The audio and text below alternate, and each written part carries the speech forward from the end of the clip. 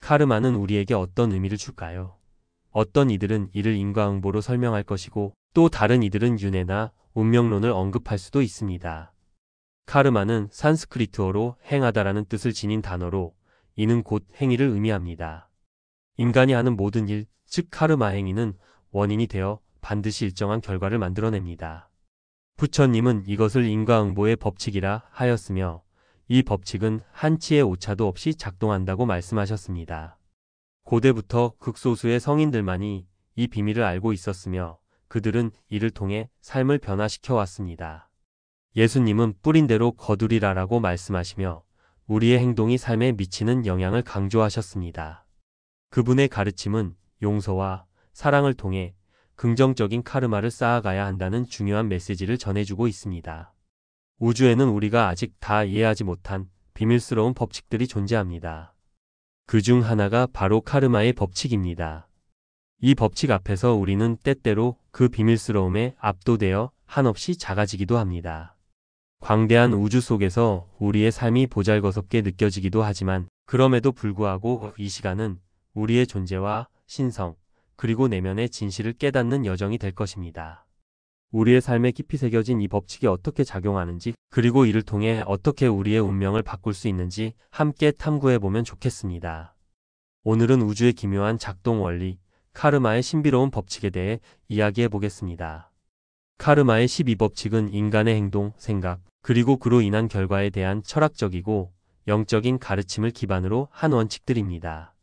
이 법칙들은 우리가 자아를 이해하고 다른 사람과의 관계에서 어떻게 행동해야 하는지에 대한 가이드를 제공합니다. 카르마는 행동 또는 행위를 의미하는 산스크리트어로 우리의 행위가 결과를 초래한다는 개념에 뿌리를 두고 있습니다. 카르마의 12법칙은 다음과 같습니다. 1. 카르마의 법칙. 이 법칙은 우리가 하는 모든 행동, 생각, 말이 결과를 초래한다는 것을 의미합니다. 선한 행동은 긍정적인 결과를 가져오고 나쁜 행동은 부정적인 결과를 가져옵니다. 우리 삶에서 일어나는 모든 일은 과거의 행동에 의해 영향을 받으며 이는 우리가 경험하는 현실의 기초가 됩니다. 2. 변화의 법칙. 변화는 필연적이며 인생에서 일어나는 모든 변화는 자연스러운 과정의 일부입니다. 이 법칙은 우리가 변화를 받아들이고 자신의 삶에서 긍정적인 변화를 이끌어낼 수 있도록 하는 중요한 원칙입니다. 변화에 저항하지 않고 흐름에 따라 가는 것이 중요합니다. 3. 책임의 법칙. 이 법칙은 우리의 현실에 대해 책임을 져야 한다는 원칙을 의미합니다. 우리가 직면하는 상황, 사람들, 그리고 일어나는 사건들에 대해 모두 우리가 일정 부분 책임이 있다는 것입니다. 외부 환경이나 다른 사람의 행동에 의존하기보다는 자신의 삶의 방향을 스스로 책임지고 이끌어가야 합니다. 4. 상호작용의 법칙. 이 법칙은 모든 것이 연결되어 있음을 말합니다. 과거, 현재, 미래가 모두 상호작용하고 영향을 미친다는 원칙으로 우리의 현재 행동이 미래에 영향을 미치며 현재와 과거의 선택들이 연결된다는 것입니다. 이 법칙은 우리가 각 순간의 행동에 얼마나 중요한 영향을 미치는지를 상기시킵니다. 5. 에너지의 법칙. 모든 것은 에너지로 이루어져 있으며 우리의 생각, 감정, 말, 행동도 에너지로 전파됩니다. 이 법칙은 우리가 발산하는 에너지가 우리에게 돌아온다는 원칙을 강조합니다. 긍정적인 에너지를 발산하면 긍정적인 결과를 얻고 부정적인 에너지를 발산하면 부정적인 결과가 돌아옵니다. 6. 초점의 법칙. 이 법칙은 우리가 집중하는 곳에 에너지가 흐른다는 원칙입니다. 어떤 것에 집중하는지에 따라 우리의 삶의 방향이 결정됩니다. 만약 우리가 긍정적인 것에 집중한다면 그 긍정적인 것들이 우리 삶에 나타날 것입니다. 반대로 부정적인 것에 집중한다면 그 부정적인 것들이 현실로 나타날 수 있습니다. 7. 주기적인 법칙. 이 법칙은 인내심을 가지고 기다리면 결국 보상이 따른다는 원칙입니다. 성취나 성장은 시간이 걸리며 어떤 일을 이루기 위해서는 꾸준한 노력과 시간이 필요합니다. 결과는 빠르게 나타나지 않을 수 있지만 지속적인 노력은 반드시 보상을 가져옵니다. 8. 분배의 법칙. 이 법칙은 우리가 다른 사람에게 나누어 줄 때 다시 돌아온다는 원칙입니다.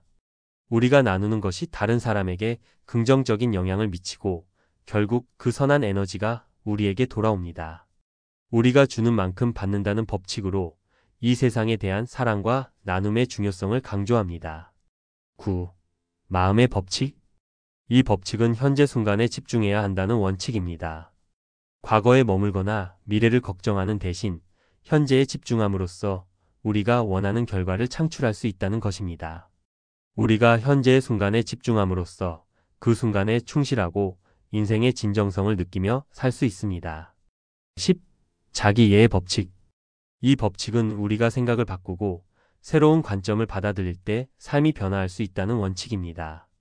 우리가 인식하는 방식이 달라지면 세상을 바라보는 방식도 달라지며 그것이 결과적으로 삶에 긍정적인 영향을 미칩니다.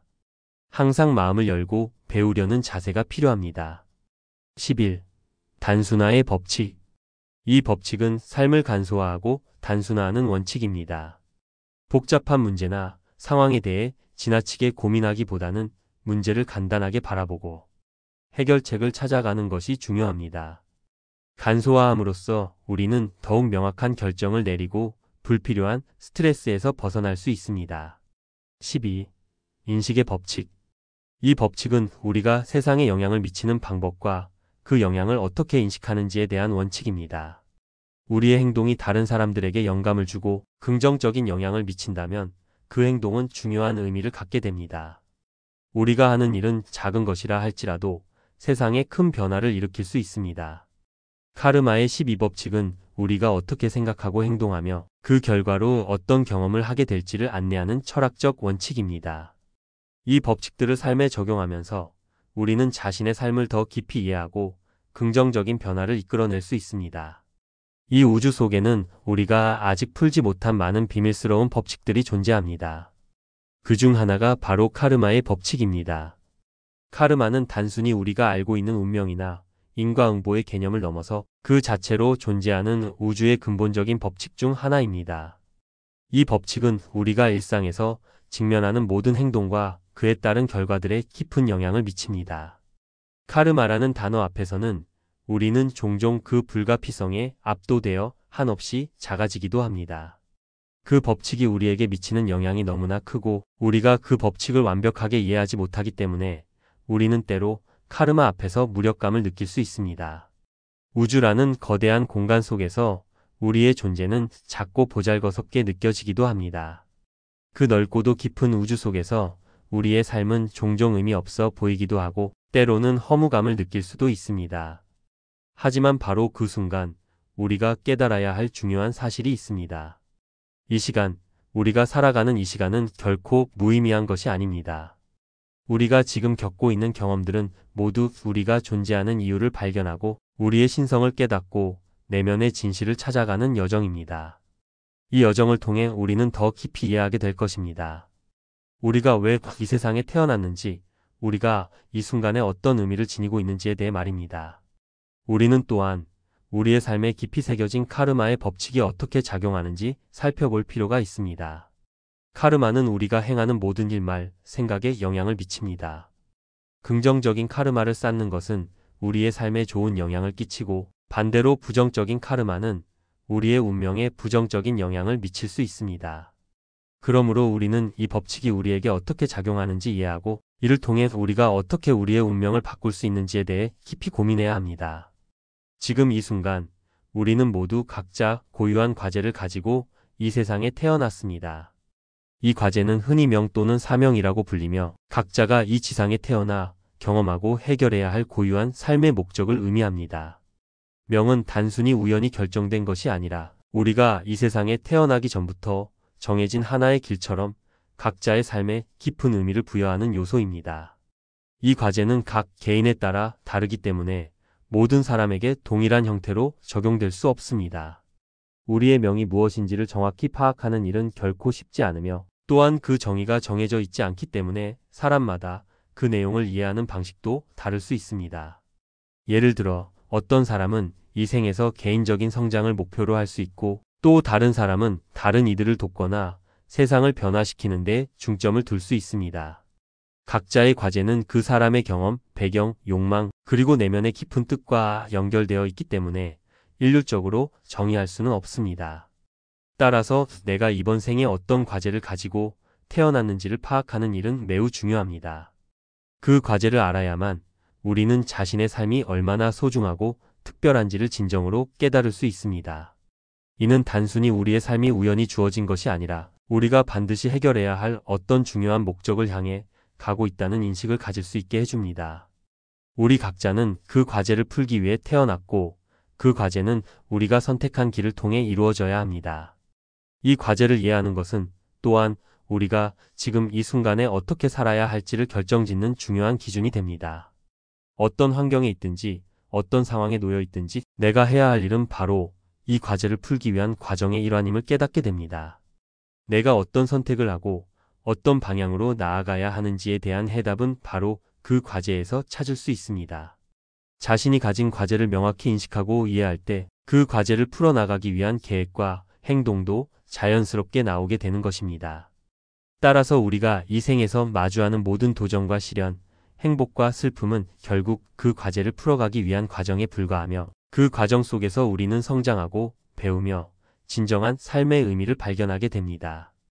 이 과제를 풀어나가는 과정은 단순히 목표를 이루는 것 이상의 깊은 의미를 가지며 그 자체로 우리가 존재하는 이유와 연관되어 있습니다. 카르마 법칙에 대한 깊은 이해는 우리가 삶에서 경험하는 모든 순간을 다른 시각으로 바라볼 수 있게 해줍니다. 태어날 때부터 각기 다른 환경 속에서 살아가게 되지만 그 환경은 시간이 지나면서 계속 변화하며 이 변화는 우리가 선택한 결과의 연속이라고 할 수 있습니다. 우리가 현재 겪고 있는 모든 상황은 과거의 선택과 행동에서 비롯된 결과입니다. 그리고 이 법칙에 따르면 현재의 상황은 그 자체로 우리의 성장을 위한 중요한 과제를 안고 있는 조건이라는 점을 명심해야 합니다. 카르마 법칙의 중립성. 카르마 법칙은 본질적으로 중립적입니다. 이는 우리가 어떠한 선택을 했든 그것이 긍정적이든 부정적이든 그 선택에 따른 결과를 경험하게 해주는 법칙이라는 의미입니다. 카르마는 사람을 벌주기 위한 법칙이 아니며 누구에게나 공정하게 작용합니다. 많은 사람들이 카르마를 벌주는 법칙으로 오해하고 종종 전생에 무슨 죄를 지었길래 이렇게 되었다는 표현을 쓰곤 합니다. 그러나 카르마는 결코 그런 의미를 지니지 않습니다. 카르마는 징벌이 아니다. 카르마 법칙은 징벌을 주기 위한 법칙이 아닙니다. 오히려 카르마는 우리가 쌓아온 과거의 행동을 소멸시키고 우리의 영적 성장과 진화를 돕기 위한 기회를 제공합니다. 우리가 힘들고 어려운 상황에 놓였을 때 그것은 단지 우리가 과거에 쌓은 카르마의 결과일 뿐 아니라 그 상황 속에서 교훈을 얻고 성장할 수 있는 기회를 제공하는 것일 수 있습니다. 예를 들어 장애를 갖고 태어났거나 불치병에 걸렸을 때 그것이 우리의 잘못이나 다른 사람의 잘못에서 비롯된 것처럼 보일 수 있지만 사실은 그 상황이 우리에게 필요한 교훈을 주기 위해 마련된 조건일 수 있습니다. 카르마 법칙과 영적 성장. 카르마 법칙의 궁극적인 목적은 우리가 영적으로 성장하고 깨달음을 얻도록 돕는 것입니다. 이 법칙은 우리가 인간으로서 경험해야 할 교훈들을 통해 우리가 삶에서 배워야 할 중요한 것들을 알려줍니다. 우리의 일상에서 마주하는 다양한 고통과 시련은 결국 우리가 성장하는 데 중요한 자양분이 됩니다. 이를 통해 우리는 자신의 내면을 돌아보고 인간으로서의 한계를 이해하며 점차적으로 더 높은 의식을 향해 나아가게 됩니다. 카르마의 법칙을 이해하는 방법. 우리가 카르마 법칙을 제대로 이해하고 받아들일 때 우리는 더 이상 삶에서 겪는 고난을 단지 벌로만 보지 않게 됩니다.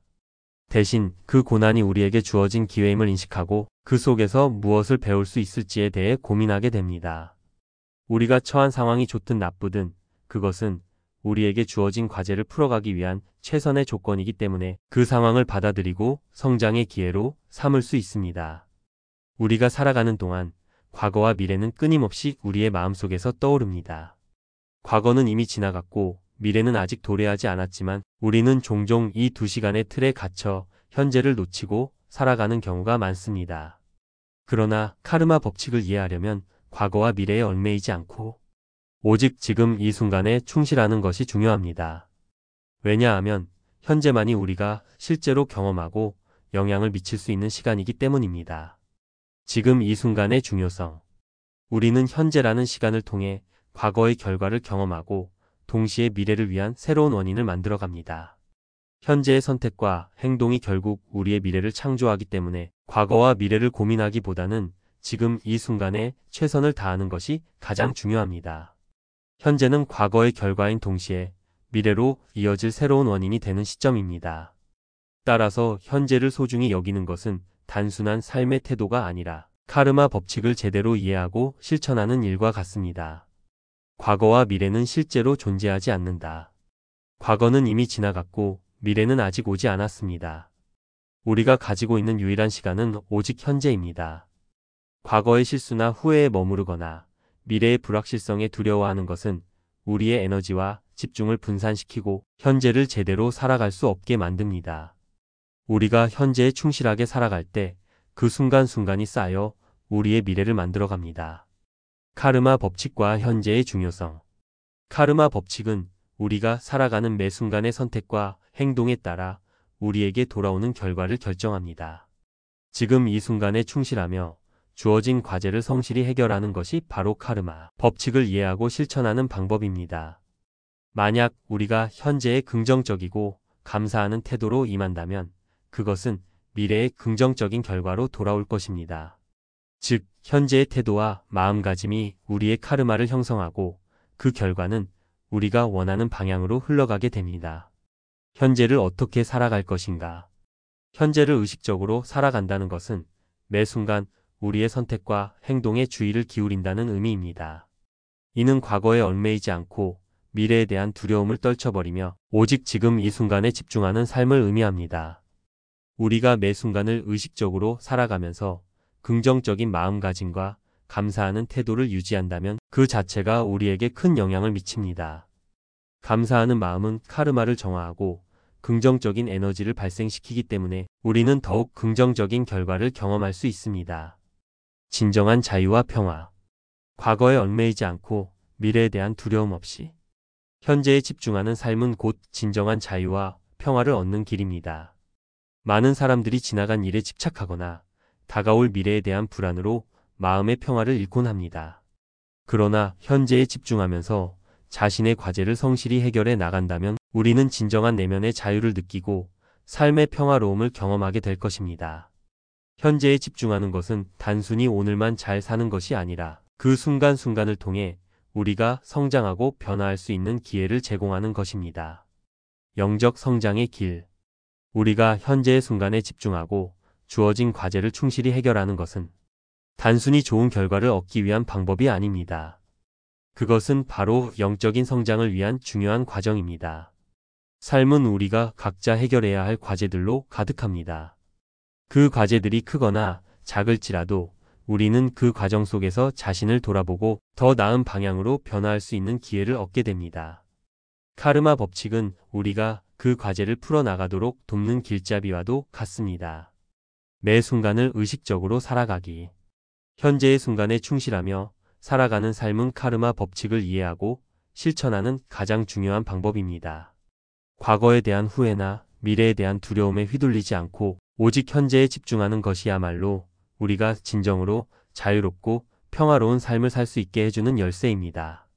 또한 그렇게 살아갈 때 우리의 카르마는 긍정적인 에너지로 변하고 그 결과는 영적 성장으로 이어집니다. 따라서 우리는 매 순간을 의식적으로 살아가야 하며 긍정적인 태도와 감사하는 마음을 가지고 현재를 살아간다면 그것이 결국 더 높은 차원의 존재로 성장하는 길로 나아가는 첫걸음이 될 것입니다. 카르마 법칙은 단순한 인과의 법칙이 아니며 물리적 인과론을 넘어서서 도덕적 인간론으로 이해될 수 있습니다. 이는 우리가 경험하는 모든 결과가 단순한 원인과 결과의 연쇄로 이루어진 것이 아니라 그 과정에서 우리의 도덕적 의식과 선한 마음이 중요한 역할을 한다는 점을 강조합니다.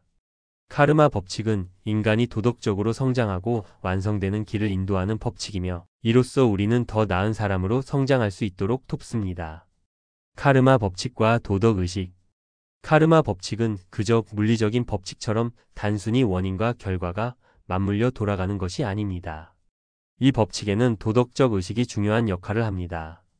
즉, 우리가 행하는 모든 행동은 그 자체로 결과를 가져오지만 그 행동의 의도와 감정이 어떻게 작용하는지에 따라 결과는 달라진다는 것입니다. 우리가 선한 의도로 행한 일은 긍정적인 결과를 가져오며 반대로 악한 의도로 행한 일은 부정적인 결과를 초래합니다. 카르마 법칙을 도덕적 인간론이라고 부를 수 있는 이유는 이 법칙이 인간이 도덕적으로 완성될 수 있도록 돕기 때문입니다. 우리의 행동, 의도, 감정이 전반적으로 우리의 성격과 도덕적 성장에 큰 영향을 미친다고 할 수 있습니다. 즉, 카르마 법칙은 인간이 지극한 선을 이루도록 인도하는 역할을 합니다. 지극한 선의 성품과 성찰. 인간의 가장 깊은 내면에는 지극한 선이 존재한다고 합니다. 이 성품은 우리의 본래의 모습이며 우리가 도덕적으로 완성되어 가는 길에 있어서 중요한 기준이 됩니다. 이 선의 성품을 깨달은 사람은 타인의 악을 단순히 악으로만 보지 않고 그 속에 숨어 있는 선의 가능성을 볼 수 있습니다. 악은 결국 내면의 선을 깨닫게 하는 거울로 작용할 수 있습니다. 불교에서 이를 성이라 부르고 그리스도교에서는 신성이라 표현합니다. 카르마 법칙은 우리가 이 본래의 성품, 즉 내면의 선을 회복할 수 있도록 돕는 영적 성장의 길을 제시합니다. 우리가 카르마 법칙을 따를 때 우리는 선과 악을 이분법적으로 분리하기보다는 선을 향해 나아가게 되는 것입니다. 카르마 법칙과 고통. 만약 우리가 도덕적이지 않은 삶을 살고 선을 따르지 않는다면 카르마 법칙은 우리의 삶을 올바른 궤도로 이끌기 위해 신호를 보냅니다. 이 신호는 종종 고통의 형태로 나타날 수 있습니다. 고통은 우리가 올바르지 않은 행동을 하고 있을 때 그 잘못된 방향을 깨닫고 수정할 수 있도록 돕는 메시지입니다. 예를 들어, 내가 다른 사람에게 모욕적인 말을 했다면 언젠가는 내가 그와 같은 상황을 겪을 수 있습니다. 카르마 법칙은 그 상황을 통해 내가 남을 모욕하는 것이 얼마나 큰 상처를 주는 일인지를 배우게 만들고 그러한 행동이 도덕적 성장에 얼마나 큰 장애가 되는지 깨닫게 합니다. 이 과정을 통해 우리는 더 이상 타인을 해치는 행동을 하지 않게 되며 더 나아가 우리 자신의 성숙을 돕는 교훈을 얻게 됩니다. 선한 행동과 그 의도. 반대로 선한 행동은 자연스럽게 긍정적인 결과를 가져옵니다. 예를 들어 자선단체에 기부를 한다면 그 행동 자체는 긍정적인 카르마를 만들어낼 것입니다. 그러나 여기서 중요한 점은 의도입니다. 단순히 선한 행위를 했다고 해서 반드시 좋은 결과를 얻는 것은 아닙니다. 그 선행이 순수한 마음과 의도로 행해졌다면 그 결과는 반드시 긍정적인 방향으로 돌아올 것입니다. 하지만 만약 그 기부가 자신을 과시하기 위한 목적이었다면 아무리 많은 돈을 기부했다 하더라도 좋은 결과를 기대하기 어려울 것입니다. 카르마 법칙은 의도와 감정이 매우 중요하다는 것을 명확히 합니다. 진심에서 우러나오는 선행은 반드시 그에 상응하는 보상을 가져오며 그 선한 마음을 지속할 수 있도록 우리를 격려해주는 법칙이 바로 카르마입니다. 카르마 법칙과 의도, 감정. 카르마 법칙에서 가장 중요한 요소 중 하나는 의도와 감정입니다. 우리가 선한 행동을 했다고 해서 그것이 자동으로 긍정적인 결과를 가져오는 것은 아닙니다. 중요한 것은 그 선행을 한 의도가 순수하고 진심에서 우러나왔는지입니다. 순수한 의도로 선행을 베푼다면 그것은 반드시 그에 상응하는 보상을 가져오게 됩니다. 이러한 보상은 단순히 외적인 것에 그치지 않고 내면적인 성장과 영적 발전을 포함합니다. 도덕적 성장의 길로서 카르마. 카르마 법칙은 단순히 원인과 결과의 법칙이 아니라 도덕적 성장을 위한 안내자입니다. 우리가 살아가는 모든 순간은 우리의 의도, 감정, 행동에 따라 카르마를 쌓아가며 그 결과는 우리의 도덕적 성숙과 연결됩니다.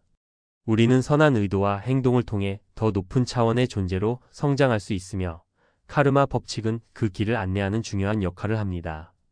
결국 카르마는 우리가 진정한 선을 실현하고 도덕적 인간으로 성장하는 길을 돕는 법칙이며 그 법칙을 따를 때 우리는 진정한 자유와 평화를 얻을 수 있게 됩니다. 카르마 법칙은 윤회의 관점에서 중요한 역할을 합니다. 우리의 행동, 의도, 그리고 감정은 단지 한 생애에 국한된 결과가 아니라 계속해서 반복되는 생애와 생애를 거쳐 이어지는 과정에서 작용합니다.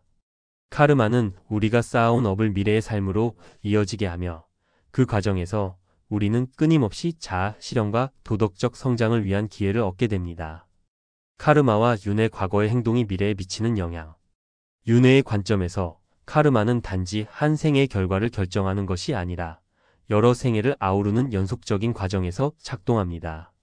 우리가 이번 생애에서 저지른 행동은 다음 생애에 영향을 미치고 그로 인해 우리는 도덕적 성장을 이루기 위해 여러 차례 기회를 얻습니다. 예를 들어 어떤 사람이 높은 지위와 권력을 쥐고 다른 사람들을 얕잡아 보며 살았다고 가정해 보겠습니다. 이 사람은 자신의 권력을 남용하고 타인의 고통에 무관심하며 살아갔다면 그 사람의 카르마는 분명히 부정적인 결과를 낳을 것입니다. 하지만 카르마 법칙의 핵심은 결국 그가 반성하고 교훈을 얻을 수 있도록 돕는 것입니다. 카르마와 뉘우침 업의 소멸. 만약 그 사람이 생애 동안 자신의 잘못을 깨닫고 진심으로 뉘우쳤다면 카르마 법칙은 업의 소멸을 의미하게 됩니다. 이 뉘우침 자체가 그 사람이 지닌 부정적인 카르마를 정화하고 소멸시키는 과정이기 때문에 카르마는 더 이상 그 사람에게 작용하지 않게 됩니다. 이는 우리가 진정으로 잘못을 인정하고 도덕적 회개와 변화를 위한 의지를 보일 때 카르마가 긍정적으로 작용하게 되는 사례입니다. 카르마 법칙이 작동하는 경우. 하지만 만약 그 사람이 일생 동안 오만한 태도를 고수하며 반성하지 않고 죽음을 맞이한다면 그의 부정적인 카르마는 계속해서 작동하게 됩니다. 이 경우 다음 생에서 그는 전혀 다른 삶을 살게 될 가능성이 큽니다. 일반적으로 이전 생의 삶에서 누렸던 혜택이 이번 생에서 정반대로 돌아오는 경우가 많습니다. 예를 들어 이전 생에서 높은 지위와 권력을 가진 사람은 이번 생에서는 사회적으로 무시받고 낮은 지위에 놓이게 될 수 있습니다. 이것은 카르마 법칙이 의도적으로 그를 처벌하려는 것이 아니라 그가 자신이 과거에 저지른 부정적 행동을 깨닫게 하기 위한 교훈으로 작용하는 것입니다. 무시당하는 고통 속에서 그는 자신이 과거에 타인을 얕잡아 본 것이 얼마나 큰 잘못이었는지 깨닫게 될 것입니다. 고통과 교훈. 카르마의 교훈을 받아들이는 과정. 이 고통은 카르마의 교훈이자 깨달음의 기회입니다. 그 사람은 자신의 처지를 원망하거나 불평하는 대신 그 고통 속에서 자신이 과거에 행한 잘못을 돌아보게 됩니다. 그렇게 그 사람은 타인을 얕잡아 보지 않겠다는 다짐을 하게 되며 도덕적 성장을 위한 중요한 한 걸음을 내딛게 됩니다. 카르마의 해소와 영적 성장. 만약 그 사람이 고통을 자기 반성과 교훈을 받아들이는 기회로 삼고 그 경험을 통해 성숙해지려는 의지를 갖게 된다면 그 사람의 카르마는 자연스럽게 해소됩니다. 이 과정에서 그는 영적으로 성장하고 더 나아가 도덕적으로 완성되는 방향으로 나아가게 됩니다. 이렇게 카르마는 단지 처벌이 아니라 자기 개선과 성장을 위한 기회로 작용하는 것입니다. 도덕성과 자아 실현. 인간에게 궁극적으로 도달해야 할 목표는 자아 실현과 자아 초월입니다. 이 길에서 가장 중요한 요소는 도덕성입니다. 우리가 어떤 물질적 부나 권력을 가지더라도 도덕적으로 완전하지 않다면 그 모든 것은 참된 의미를 지닐 수 없습니다. 도덕성의 완성은 곧 인격의 완성이며 이는 우리가 진정으로 인간답게 살아가고 영적으로 성숙하기 위한 핵심입니다. 도덕적 일탈과 카르마의 개입. 만약 우리가 도덕적인 삶에서 벗어나 일탈한다면 카르마 법칙은 반드시 개입하게 됩니다. 이 개입은 종종 고통의 형태로 나타나 우리가 잘못된 길로 가고 있다는 신호를 보내는 방식으로 나타납니다. 이 고통은 내가 지금 하고 있는 일이 잘못되었다는 메시지이며 삶의 궤도를 수정하라는 신호입니다. 카르마의 활성화, 도덕적 일탈을 통한 성장. 따라서 우리가 도덕적 일탈을 하면 그로 인해 카르마 법칙은 우리에게 적절한 교훈을 주기 위해 활성화됩니다. 그 교훈은 우리가 잘못된 행동을 고치고 더 도덕적인 방향으로 나아갈 수 있도록 돕는 역할을 합니다. 이 고통을 받아들이고 교훈을 얻으면 카르마는 점차 해소되고 우리는 더 나은 사람으로 성장할 수 있게 돼. 카르마와 도덕적 성장. 결국 카르마 법칙은 우리가 도덕적 일탈을 했을 때 고통을 통해 교훈을 주며 그 교훈을 받아들여 성장하는 도덕적 성숙의 과정을 돕는 법칙입니다. 이 법칙은 단순히 우리가 겪는 결과를 결정하는 것이 아니라 우리의 삶을 보다 높은 차원의 존재로 성장시키기 위해 작용합니다.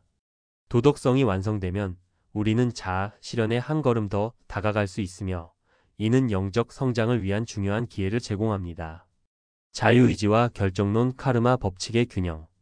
모든 것이 전생에 이미 결정된 것이라면 결국 모든 일이 운명대로 정해진 것 아닌가? 라는 질문은 자유의지와 결정론 사이에서 갈등하는 문제입니다. 이런 질문은 사람들에게 중요한 철학적 주제를 떠올리게 합니다.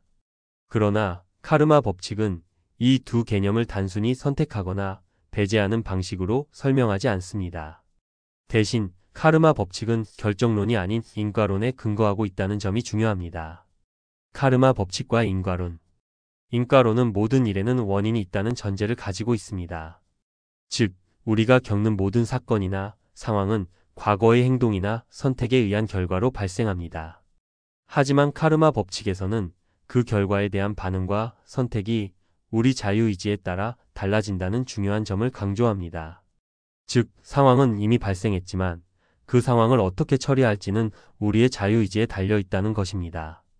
이처럼 카르마 법칙은 우리가 처한 상황을 결정론적으로 설명하면서도 그 상황에 대해 어떤 반응을 보일지는 자유의지에 의해 결정된다고 말합니다. 결국 우리는 우리의 행동과 선택을 통해 인생을 형성해 나가는 주체라는 것입니다. 예시로 보는 카르마 법칙의 적용. 예를 들어 전생에 어떤 사람에게 살해당한 사람이 있다면 이번 생에서는 그 사람이 복수할 기회를 얻게 될 수 있습니다. 이는 그가 전생에서 쌓은 카르마가 현재의 상황에 영향을 미쳤기 때문입니다. 하지만 그 사람이 자유의지로 복수를 포기하고 그 사람을 용서한다면 그 순간에 양쪽의 카르마가 해소됩니다. 이 예시에서 중요한 점은 상황은 이미 결정된 것 복수할 기회를 만난 것일 수 있지만 어떤 선택을 하느냐는 전적으로 자유의지에 달려 있다는 것입니다. 따라서 복수의 선택을 내리는 것과 용서하는 선택을 내리는 것은 두 가지 모두 가능한 옵션이고 그에 따른 카르마는 달라집니다. 카르마의 반복을 끊는 자유의지. 우리는 자유의지를 통해 카르마의 반복을 끊고 더 높은 영적 경지로 나아갈 수 있는 가능성을 지니고 있습니다. 이 점이 카르마 법칙의 중요한 부분입니다. 우리가 과거의 잘못을 반복하지 않고 긍정적인 방향으로 선택을 함으로써 카르마의 악순환을 끊고 더 높은 차원의 존재로 성장할 수 있다는 것입니다. 자유의지와 결정론의 균형. 자유의지와 결정론 중 어느 하나만으로 인생의 사건들을 설명하는 것은 불완전합니다. 왜냐하면 어떤 일은 이미 깊은 카르마에 의해 결정된 것처럼 보일 수 있고 반면에 어떤 일은 자유의지로 충분히 방향을 바꿀 수 있는 여지가 있기 때문입니다. 이를 비유하자면 줄에 묶인 강아지를 생각할 수 있습니다. 강아지는 줄의 범위 안에서 자유롭게 움직일 수 있지만 줄의 길이를 넘을 수는 없다는 점에서 자유에는 한계가 있습니다. 우리의 삶도 마찬가지입니다. 어느 정도의 자유는 주어지지만 카르마의 영향 범위 밖으로 벗어날 수는 없다는 점을 이해해야 합니다. 즉, 우리는 카르마의 영향을 어느 정도 벗어나거나 피할 수 있지만 그 한계를 넘어서서 완전히 벗어나는 것은 불가능합니다. 카르마의 범위 상황을 피할 수 없는 경우. 일부 상황은 우리가 아무리 피하려 해도 피할 수 없는 것들입니다. 이런 일들은 우리가 깊이 각인시킨 카르마의 일부분으로 그것은 단순히 우리의 선택이나 노력만으로 바꿀 수 없는 것일 수 있습니다. 예를 들어 어떤 사람과의 만남이나 특정 사건을 겪는 것은 전생의 카르마와 연결되어 있으며 이런 상황은 우리의 자유의지로 피하거나 바꿀 수 없는 경우가 많습니다. 고통을 받아들이는 태도.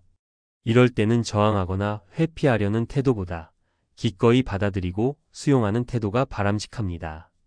고통이 주는 교훈을 배우고 그 상황을 영적 성장을 위한 기회로 삼는 것이 중요합니다. 고통과 시련은 우리의 성장과 깨달음을 위한 중요한 과정일 수 있기 때문에 그 상황을 긍정적으로 변화시킬 수 있는 선택을 하는 것이 핵심입니다. 우리가 선택한 영적 성장의 경로. 그렇다면 왜 우리는 이러한 상황들을 정해놓고 태어났는가? 라는 질문이 나옵니다. 그 이유는 우리가 태어나기 전에 영적 성장을 위한 필요한 경험과 사건들을 스스로 계획했기 때문입니다. 이러한 사건들은 고통이 될 수도 있고 시련이 될 수도 있지만 그 모든 것은 내가 영적으로 성장하기 위해 선택한 학습 커리큘럼입니다. 이 과정에서 우리는 교훈을 배우고 더 나아가 자아를 실현하며 도덕적으로 성숙해 갑니다. 나는 무엇을 배워야 하는가? 따라서 이 일이 정해진 것인가 아닌가? 를 따지기보다는 이 사건을 통해 나는 무엇을 배워야 하는가?에 초점을 맞추는 것이 중요합니다. 카르마 법칙의 핵심 방향은 우리가 겪는 사건이나 상황이 우리가 배우고 성장하는 과정이라는 것을 인식하고 그 경험을 통해 자유의지를 발휘하여 더 나은 선택을 하고 영적으로 성장하는 것입니다. 반결정론적 삶의 실천. 이것이 바로 자유의지를 가진 채 반결정론적 삶을 살아가는 방식입니다. 카르마 법칙은 우리가 태어날 때 이미 정해진 운명에 따라 살아가는 것이 아니라 우리가 선택한 경험과 사건을 통해 영적으로 성장할 수 있도록 돕는 법칙입니다. 자유의지와 결정론이 결합된 이 복합적인 법칙 안에서 우리는 주어진 상황을 잘 활용하고 그 상황을 변화시키는 선택을 통해 더 나은 삶을 살아갈 수 있습니다. 자유의지와 인생의 의미. 영적 성장의 여정. 우리는 왜 태어났는가? 라는 질문은 인간 존재의 깊은 의미를 탐구하는 질문입니다. 이 질문은 단순히 우리의 생존 목적을 묻는 것이 아니라 우리가 이 세상에서 왜 살아가고 있는지, 어떤 목적을 가지고 존재하는지를 묻는 중요한 질문입니다. 이 질문에 대한 답은 영적 성장에 있습니다. 우리가 인간으로 태어나는 이유는 단지 생존을 위한 것이 아니라 영적으로 성숙하기 위한 과정입니다. 영적 성장을 위한 계획. 인간은 한 차원 높은 삶을 살기 위해 태어났습니다. 이 삶은 물질적인 삶을 넘어서 영적인 성숙을 이루기 위한 과정입니다. 우리가 겪는 모든 일, 경험, 만남은 모두 영적 성장을 위한 필수적인 과정으로 이를 통해 우리는 점차 더 높은 의식의 수준으로 나아가게 됩니다. 우리가 태어날 때부터 혹은 전생에서부터 지금까지 살아온 모든 일은 우리가 영적으로 성숙하기 위한 과정의 일환입니다. 이 과정에서 우리는 자유의지를 통해 여러 선택을 하며 그 선택들은 카르마 법칙에 의해 연결되어 인과의 결과를 만들어냅니다. 우리가 겪는 각 사건은 단순한 우연이나 외부의 사건들이 아니라 우리가 미리 설정한 시나리오에 따른 경험들입니다. 이는 영적 수업의 일환으로 나타난다고 볼 수 있습니다. 영적 성장을 위한 환경과 관계. 우리가 살아가는 동안 마주치는 모든 사람과 모든 사건은 우리가 설정한 영적 교훈을 위한 도전입니다. 모든 만남과 경험은 상대방과의 영적 계약에 의해 이루어지며 우리는 이를 통해 자아를 발견하고 성장해 갑니다.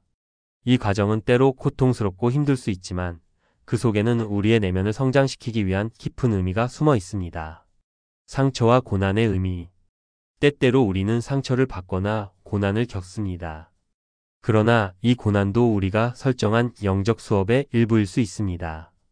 상처나 고난은 단순히 버리거나 불행을 초래하는 것이 아니라 우리를 성장시키는 중요한 교훈이 될 수 있습니다. 우리가 이 고난을 어떻게 받아들이느냐에 따라 우리의 영적 성장은 달라집니다. 만약 우리는 고난을 수용하고 배우며 성장하려는 태도를 갖춘다면 그 고난은 결국 우리에게 더 큰 성장을 안겨줄 것입니다. 타인과의 관계에서의 영적 성장. 우리는 타인과의 관계를 통해서도 영적으로 성장합니다. 타인에 대한 배려와 사랑은 우리 자신을 성숙시키는 중요한 요소입니다. 사랑과 배려는 단순한 감정의 표현에 그치지 않고 우리의 영적 성숙을 위한 필수적인 경험입니다. 또한 용서는 영적 성장의 핵심적인 요소로 우리가 자신의 상처와 분노를 내려놓고 타인을 용서할 때 그 과정에서 우리는 내면의 평화와 성장을 경험하게 됩니다. 인간의 존재 이후 영적 성장을 위한 삶. 결국 인간은 자기 자신만을 위해 존재하는 것이 아니라 영적 성장을 위해 이 세상에 태어난 존재입니다. 우리는 자아를 실현하고 도덕적 완성을 이루어가는 과정 속에서 다양한 경험과 만남을 통해 성숙해져 나갑니다. 이러한 과정을 통해 우리는 자신의 영적인 목적을 실현하며 더 높은 의식의 상태에 도달할 수 있게 됩니다. 고난을 선물로 받아들이기. 영적 성장의 과정에서 겪는 고난은 때때로 우리에게 주어지는 선물일 수 있습니다. 고난은 우리가 성장하고 배우기 위해 필요한 중요한 경험입니다. 그것은 우리의 약점을 드러내고 성장할 기회를 제공하는 도전이 될 수 있습니다. 이 고난을 받아들이고 그 속에서 배운다면 우리는 더 큰 성장을 이루게 될 것입니다. 고난을 피해가려고 하기보다는 그 고난을 통해 배우고 성장하는 것이 우리가 영적으로 성숙하는 중요한 단계입니다. 자유의지로 이루어가는 영적 성숙. 자유의지를 가진 인간은 영적 성장을 위한 여정의 주체입니다.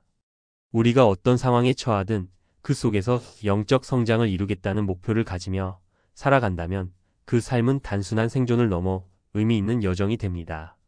우리의 선택과 반응이 우리의 카르마를 결정하고 그에 따른 결과들이 우리의 영적 성장을 돕는 중요한 교훈이 됩니다. 따라서 우리는 현재의 순간을 소중히 여기며 자유의지로 우리의 선택을 책임지면서 영적 성숙의 길을 걸어가야 합니다. 고난과 시련을 영적 성장을 위한 중요한 과정으로 받아들이고 사랑과 배려, 용서를 통해 우리 자신을 성숙시키는 일이야말로 우리가 이 세상에 태어난 궁극적인 이유인 것입니다. 고난과 영적 성장. 고난은 성장의 필수적인 요소. 영적 성장의 여정에서 고난은 결코 피할 수 없는 중요한 부분입니다. 고난은 우리가 선택하지 않더라도 반드시 겪게 되는 경험이지만 그 경험이 우리를 더 높은 차원의 존재로 이끌어주는 중요한 과정이 될 수 있습니다. 고난은 단순히 고통스러운 경험으로만 여겨질 수 있지만 사실은 영적 성장의 중요한 기회이자 성숙으로 가는 길을 여는 열쇠입니다. 고난을 통한 성장의 기회. 우리가 고난을 겪을 때 그 상황 속에서 무엇을 배울 수 있는지를 찾아내는 것이 중요합니다. 고난은 단순히 나쁜 일이 아니며 우리가 더욱 깊은 이해와 자아 인식을 할 수 있는 기회를 제공합니다. 고난이 없다면 우리는 자신을 깊이 이해할 수 없고 또한 자신의 본성에 대해 더 잘 알지 못할 것입니다. 고난을 통해 우리가 경험하는 감정, 생각, 행동들은 우리의 내면을 깊이 성찰할 수 있게 해주며 이는 영적 성장의 중요한 단계를 구성합니다. 고난을 통한 내면의 성장. 고난은 우리에게 내면의 힘과 지혜를 일깨워주는 중요한 경험입니다. 어려운 상황을 겪을 때 우리는 본능적으로 부정적인 감정을 느낄 수 있지만 이러한 감정은 자기 인식을 향한 첫 번째 걸음이 될 수 있습니다. 고난 속에서 느끼는 좌절, 분노, 슬픔은 우리를 자기 탐구로 이끌고 그 속에서 더 큰 자각을 얻게 해줍니다. 고난을 지나고 나면 우리는 이전보다 더 강해지고 성숙한 모습으로 성장할 수 있습니다. 고난은 우리의 내면을 단련하는 중요한 과정입니다.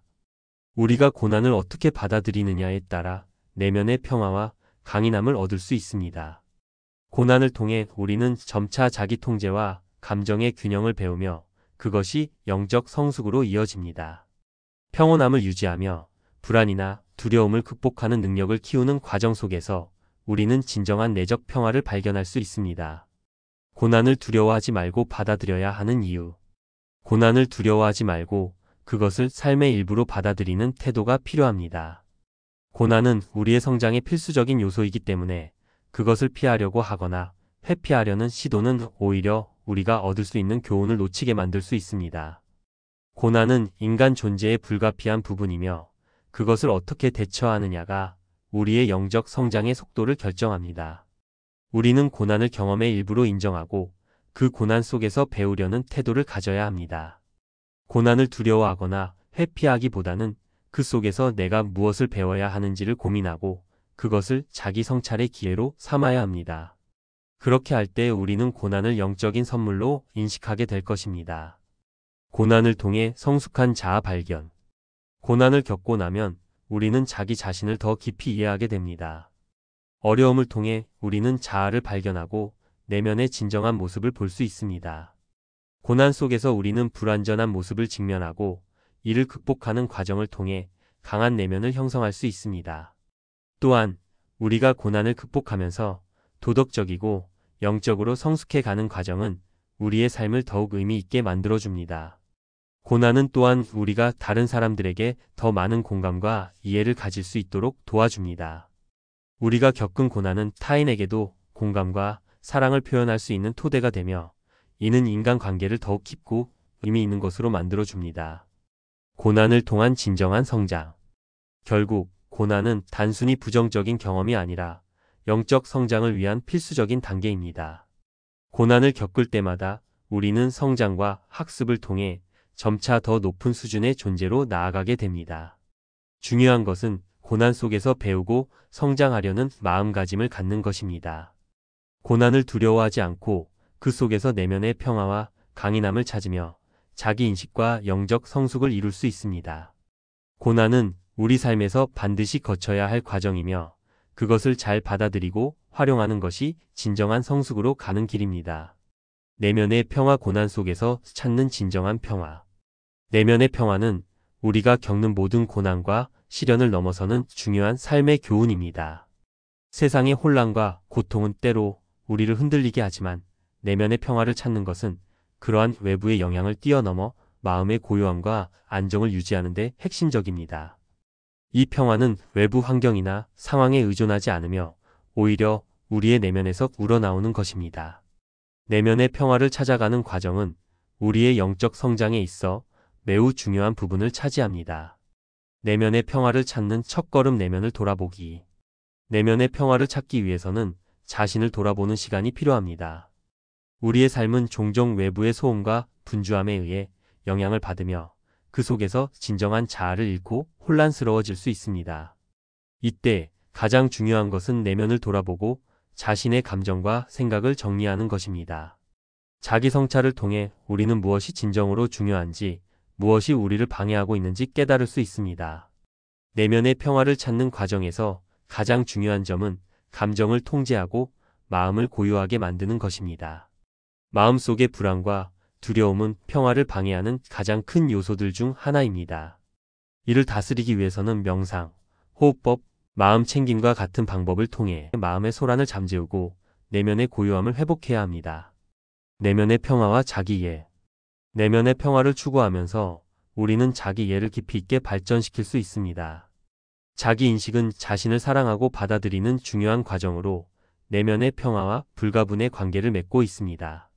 자신의 감정, 생각, 반응을 이해하는 것은 우리가 외부 상황에 휘둘리지 않고 자유롭게 선택할 수 있게 해줍니다. 자기 이해가 깊어질수록 우리는 더 이상 외부 상황이나 다른 사람의 의견에 의해 흔들리지 않으며 내면의 평화를 유지할 수 있게 됩니다. 이러한 자기 이해는 타인과의 관계에도 긍정적인 영향을 미칩니다. 우리가 자기 자신을 이해하고 존중할 때 타인에게도 같은 존중을 보낼 수 있으며 평화롭고 조화로운 관계를 맺을 수 있습니다. 내면의 평화는 단순히 자신을 위한 것이 아니라 세상과의 관계를 더욱 건강하고 의미 있게 만드는 데 중요한 역할을 합니다. 내면의 평화가 가져오는 삶의 변화. 내면의 평화를 얻은 사람은 외부의 변화에 의연하게 대처할 수 있게 됩니다. 삶의 크고 작은 고난과 어려움은 더 이상 그들의 내면을 흔들지 못합니다. 내면의 평화는 혼란 속에서도 안정을 찾을 수 있게 해주며 감정의 기복을 최소화하고 내적 평화를 유지하게 해줍니다. 또한 내면의 평화를 통해 진정한 자유를 경험할 수 있습니다. 외부의 환경이나 상황이 어떤 식으로 변하든 우리는 자기 내면에서 평화롭고 자유로운 상태를 유지할 수 있습니다. 이러한 내면의 평화는 우리의 삶을 더 풍요롭고 의미 있게 만들어줍니다. 우리가 평화로운 마음으로 살아갈 때 외부의 갈등이나 시련도 그다지 큰 문제가 되지 않습니다. 대신 고요함 속에서 얻는 지혜와 내적 안정이 우리의 삶을 이끌어가게 됩니다. 내면의 평화를 추구하는 사람은 고난을 기회로 바꾸고 그 속에서 성장할 수 있게 됩니다. 내면의 평화와 진정한 자유. 내면의 평화는 진정한 자유를 찾아가는 길입니다. 외부 환경에 의한 불안이나 두려움에서 벗어나 우리는 자유롭게 살아갈 수 있습니다. 내면의 평화를 찾으면 우리는 외부의 상황에 의해 자신이 흔들리지 않도록 만들어집니다. 감정의 기복에 휘둘리기보다는 현재의 순간을 충실히 살아가며 내면의 고요함을 유지할 수 있게 됩니다. 내면의 평화는 우리가 진정으로 원하는 삶을 살게 해줍니다. 그것은 외부의 조건이나 상황에 의존하는 삶이 아니라 내면에서 우러나오는 평화로운 상태에서 선택하는 삶입니다. 우리는 더 이상 타인의 기대나 사회적 규범에 따라 삶을 살아가는 것이 아니라 자기 자신에게 충실하고 자기 내면에서 나오는 평화로운 에너지로 세상을 바라보게 됩니다. 내면의 평화가 가져오는 삶의 변화. 내면의 평화는 외부 환경에 의존하지 않는 우리가 스스로 만들어가는 상태입니다. 내면의 평화를 찾는 과정에서 우리는 자기 자신을 더 잘 이해하고 감정의 흐름을 다스리는 법을 배우게 됩니다. 이 평화는 결국 우리의 삶을 더 풍요롭고 의미 있게 자유롭게 만들어주며 고난 속에서도 우리가 성숙하고 성장할 수 있도록 돕습니다. 내면의 평화를 추구하는 것은 결국 자기 자신을 사랑하고 세상과 조화롭게 살아가는 길입니다. 나 자신을 돌보는 법 내면의 평화를 찾기 위한 첫걸음. 자기 돌봄은 내면의 평화를 찾는 데 있어 매우 중요한 과정입니다. 우리의 일상은 종종 빠르게 돌아가며 많은 사람들은 지속적인 스트레스와 책임감 속에서 자신을 돌보는 것을 잊기 쉽습니다. 하지만 자기 돌봄은 단순히 몸과 마음을 위한 휴식에 그치지 않습니다. 그것은 자기 사랑과 존중, 그리고 내면의 평화를 유지하기 위한 중요한 기회입니다. 1. 자신을 사랑하는 태도. 자기 돌봄의 핵심은 자신을 사랑하고 아끼는 태도입니다. 많은 사람들이 자기 비판이나 자기 부정에 빠져 자신을 소홀히 여깁니다. 그러나 자기 사랑은 내면의 평화를 찾는 첫걸음입니다. 자신을 이해하고 자신의 감정과 욕구를 존중하는 것이 중요합니다. 이를 통해 우리는 자신에 대한 긍정적인 태도를 갖게 되며 외부의 스트레스와 갈등에서 벗어날 수 있습니다. 자기 사랑은 자신의 한계를 인정하고 쉬어가는 시간을 갖는 것에서부터 시작됩니다. 우리는 자신의 몸과 마음이 지치지 않도록 주의 깊게 돌봐야 하며 이를 통해 감정의 균형을 맞추고 내적 안정을 얻을 수 있습니다. 2. 신체적 건강 돌보기. 자기 돌봄의 중요한 부분은 신체적 건강입니다. 우리의 몸은 우리가 겪는 스트레스와 감정의 영향을 크게 받습니다. 충분한 휴식, 적절한 운동, 균형 잡힌 식사는 건강한 몸을 유지하는 기본적인 요소입니다. 운동은 단지 신체적인 건강을 넘어서 마음의 안정에도 큰 도움을 줍니다. 규칙적인 운동은 스트레스 해소와 정신적인 휴식을 제공하며 에너지를 충전하고 긍정적인 감정을 유지하는 데 중요한 역할을 합니다. 또한 적절한 수면을 취하는 것 역시 내면의 평화를 유지하는 데 필수적입니다. 몸과 마음은 연결되어 있기 때문에 우리가 몸을 돌볼 때 자연스럽게 정신적 건강도 함께 향상됩니다. 몸이 건강하고 편안할 때 우리는 내면의 평화를 유지하기 훨씬 용이해집니다. 3. 정서적 자아 돌보기. 정서적인 돌봄은 감정을 이해하고 다루는 것을 의미합니다. 일상에서의 스트레스와 고난이 쌓여가면서 우리는 감정적으로 지칠 수 있습니다. 이때 중요한 것은 자신의 감정을 무시하거나 억제하지 않는 것입니다. 우리는 자신이 느끼는 감정을 인정하고 받아들이는 태도를 가져야 합니다. 감정의 표현과 해소는 매우 중요합니다. 예를 들어 일기를 쓰는 것이나 자신에게 말을 건네는 것은 감정을 풀어내고 감정의 정리를 돕는 효과적인 방법입니다. 또한 감정을 타인과 공유하는 것도 도움이 될 수 있습니다. 진심으로 감정을 나눌 수 있는 친구나 가족과 대화를 나누면 우리는 정서적 안정을 찾을 수 있습니다. 또한 명상이나 마음챙김은 정서적 평화와 연결되는 매우 중요한 도구입니다. 이는 현재의 순간에 집중하고 감정과 생각을 인식하며 그것들을 평온하게 관찰하는 기술입니다. 마음을 비우고 감정을 자각하는 것만으로도 우리는 정서적 치유와 내면의 평화를 얻을 수 있습니다. 4. 정신적 자아 돌보기. 정신적 자아를 돌보는 것은 자기 성장과 영적 성숙을 위한 중요한 과정입니다. 우리는 모두 자기 자신을 더 잘 이해하고 깊이 있는 인생의 의미를 찾으려는 욕구를 가지고 있습니다. 이를 위해서는 책을 읽거나 명상, 사색 또는 창의적인 활동에 시간을 할애하는 것이 좋습니다. 정신적인 자극을 통해 새로운 통찰을 얻고 인생의 의미를 찾을 수 있습니다. 긍정적인 사고방식을 유지하고 자기 자신에 대한 신뢰를 높이는 것도 정신적 자아를 돌보는 중요한 방법입니다. 우리는 부정적인 생각이나 자기 비하에서 벗어나 자신을 믿고 긍정적인 믿음을 가질 필요가 있습니다. 이는 우리가 삶의 어려운 상황에서 용기와 희망을 가지고 나아가게 해줍니다. 5. 관계에서의 자기 돌봄. 자기 돌봄은 타인과의 관계에서도 매우 중요합니다. 우리가 자신을 존중하고 자기 돌봄을 실천할 때 타인과의 관계도 더 건강하고 긍정적으로 발전할 수 있습니다. 우리는 타인에게 너무 의존하거나 자기 자신의 욕구를 계속해서 희생하는 태도를 버려야 합니다. 균형 있는 관계를 유지하려면 자신의 필요와 감정을 솔직하게 표현하고 건강한 경계를 설정하는 것이 중요합니다. 타인과의 관계에서 자기 돌봄을 실천하는 것은 자신을 사랑하는 행동이기도 하며 이는 내면의 평화와 조화로운 삶으로 이어집니다. 6. 여유로운 시간 갖기. 마지막으로 자신에게 여유를 주는 것이 중요합니다. 우리의 삶은 빠르게 돌아가고 종종 우리는 일상에 치여 자신을 위한 시간을 갖기 어렵습니다. 하지만 혼자만의 시간은 내면의 평화와 정신적 회복의 필수적인 요소입니다. 휴식과 자유로운 활동을 통해 우리는 자신을 재충전하고 더 나은 상태로 세상과 마주할 수 있습니다. 자기 돌봄은 단기적인 치료가 아니라 지속적인 실천이어야 합니다. 이를 통해 우리는 내면의 평화를 이루고 정신적, 신체적, 정서적 균형을 이루며 살아갈 수 있습니다. 자기 돌봄은 내면의 평화를 찾는 가장 중요한 열쇠입니다.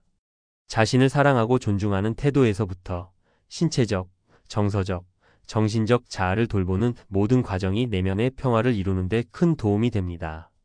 우리가 자신을 제대로 돌보지 않으면 외부의 스트레스와 갈등 속에서 혼란과 불안에 시달릴 수 있습니다.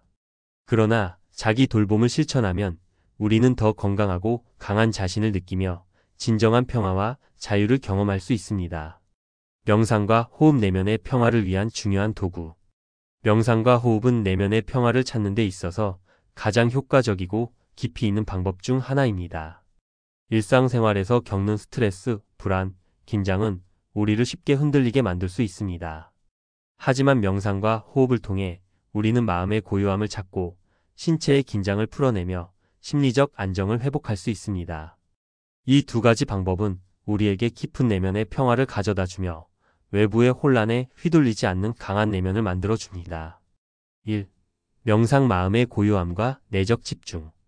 명상은 우리 마음을 고요하고 집중된 상태로 이끌어주는 과정입니다. 명상을 통해 우리는 현재의 순간에 집중하며 일상의 불안이나 걱정에서 벗어날 수 있습니다. 이 순간의 집중은 과거와 미래의 걱정에서 벗어나 지금 이 순간에 존재하는 자신을 깨닫게 해줍니다. 명상은 여러 가지 형태로 실천할 수 있습니다. 가장 기본적인 명상은 조용한 장소에서 편안하게 앉아 자신의 호흡에 집중하는 것입니다. 호흡에 집중하며 몸과 마음이 편안하게 이완되는 과정을 느낄 수 있습니다. 이렇게 명상을 하면 우리의 마음은 고요하게 가라앉고 자기 내면에 집중할 수 있게 됩니다. 2. 호흡. 몸과 마음을 잇는 연결고리. 호흡은 명상에서 중요한 역할을 합니다.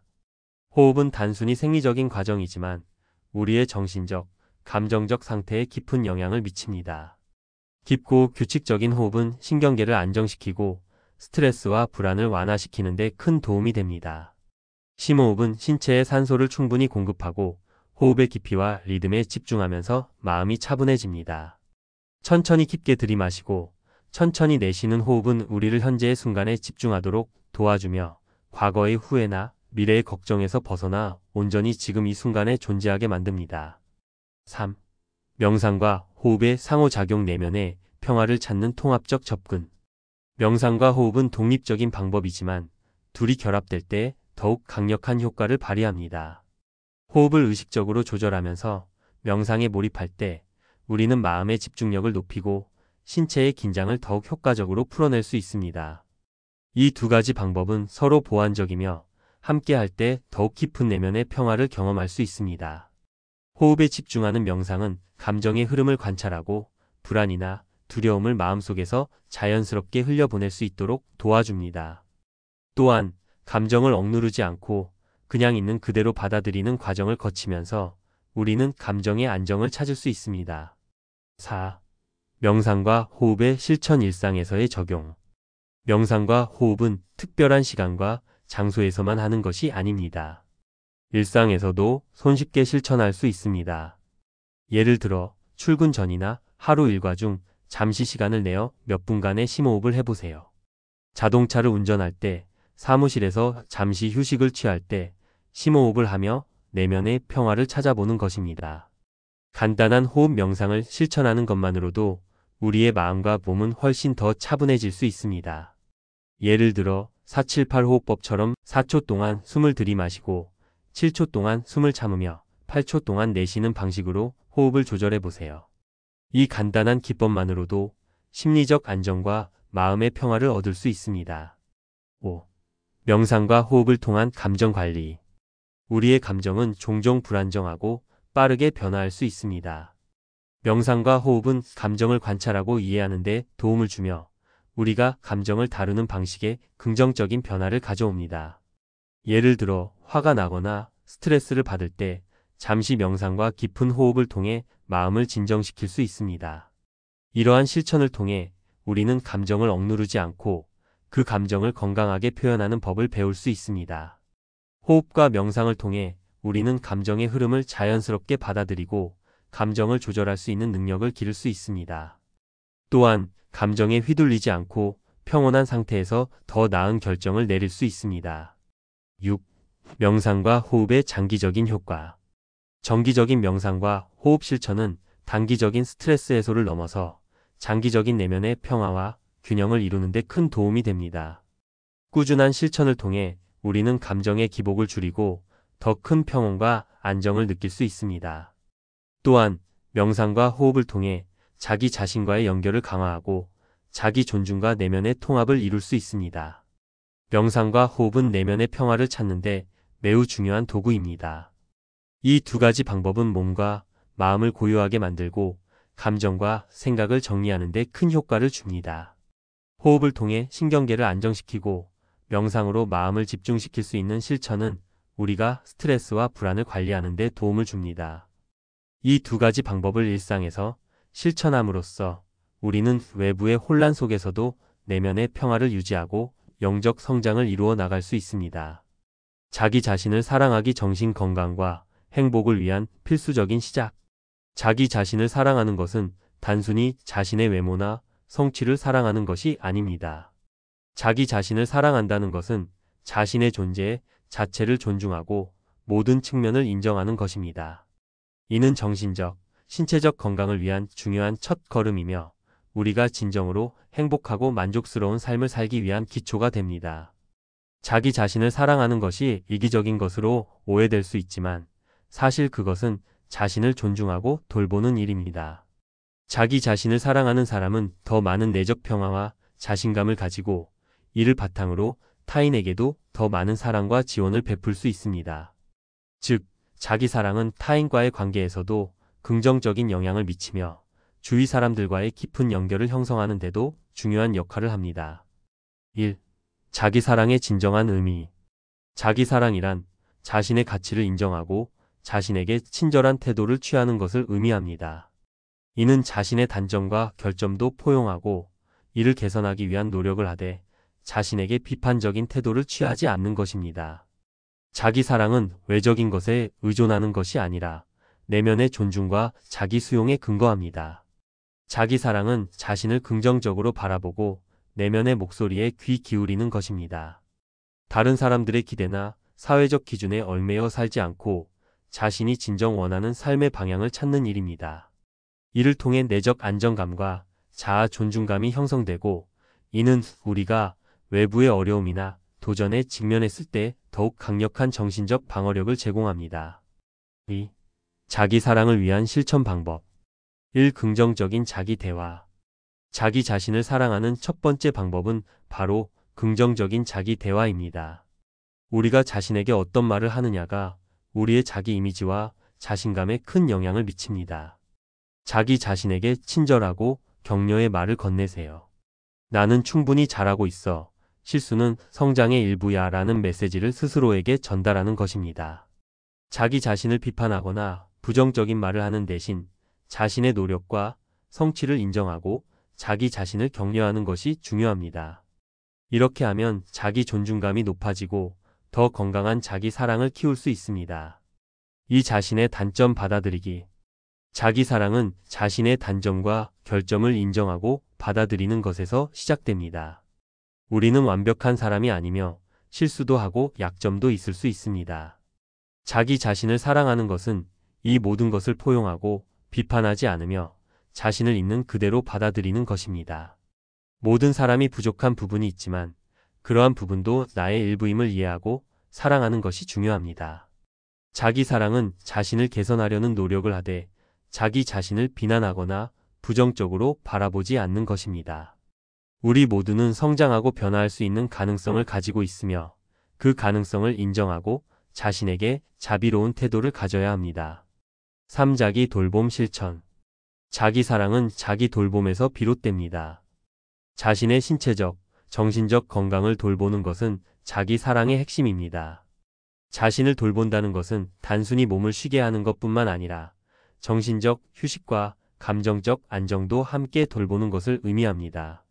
정기적으로 휴식을 취하고 충분한 수면을 취하며 자신에게 필요한 영양을 공급하는 것은 자신을 사랑하는 중요한 방법입니다.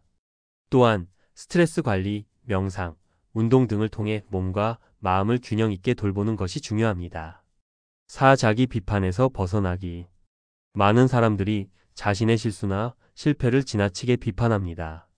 자기 사랑은 자신의 부족함을 인정하고 수용하는 데서 출발하지만 자기 비판에 빠지지 않도록 해야 합니다. 자신에게 너무 가혹하게 대하는 것은 정서적 스트레스를 유발하고 자신감을 떨어뜨릴 수 있습니다. 따라서 실수나 실패를 했을 때 그것을 자신을 비난하는 기회가 아니라 배움의 기회로 삼고 자기 자신을 격려하는 것이 중요합니다. 실패는 성장의 일부이고 그것을 통해 우리는 더 나은 사람으로 발전할 수 있습니다. 5. 자기만의 시간 가지기. 자기 사랑을 실천하는 또 다른 중요한 방법은 자기만의 시간을 가지는 것입니다.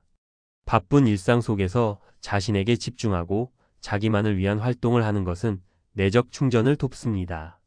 취미 활동, 독서, 여행, 혹은 그냥 혼자만의 시간을 가지는 것 등이 포함됩니다.